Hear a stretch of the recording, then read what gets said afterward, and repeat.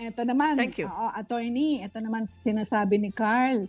Attorney, iko-konsulta ko lang po. May nangyaring argument sa isang private group chat naming magkakaibigan.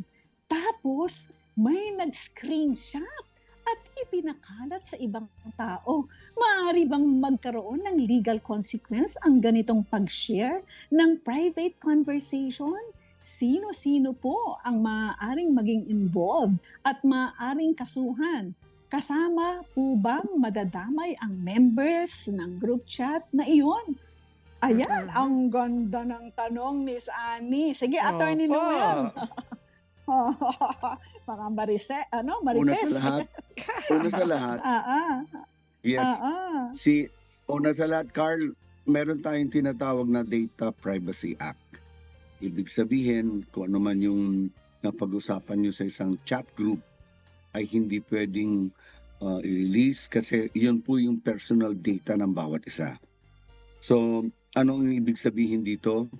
Kapag walang consent ang isa para i-tiwalat ang agreement, ang napag-usapan dito po pwedeng ma-charge yung nagsiwalat. So kung sino-sino ang pwedeng liable, yung nag-share. Yung mga ibang tao na wala namang involvement sa pag-share, nabasa lang nila halimbawa, hindi sila liable. Ngayon, isa pang pwedeng kaso other than violation ng Data Privacy Act ay itong tinatawag nating cyber libel, no? Kung halimbawa biglang yung palang laman ho noon ay defamatory, nakakasira sa honor, respect ng tao, reputasyon, ay yung taong nag-share ho noon ay pwedeng makasuhan ng cyber libel.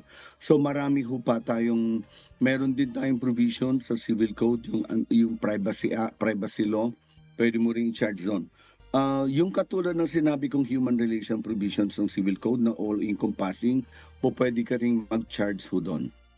So si Carl, pag-aralan mo, tignan mo mabuti kung ano yung contents nung yung mga chat nyo.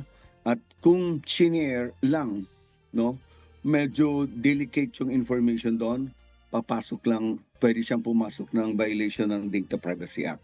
Pwede mo siyang kasuhan. Ang kakasuhan mo dito, yung nag-share. Kung yung contents ng information ay mayroong defamatory statements na masisiraan ka dahil ikaw yung involved, lumalabas na kahit na hindi direct pero ang effect ko nun ay paninirang puri sa reputasyon mo at honor bilang tao, pwede mo siyang kasuhan ng cyber libel po.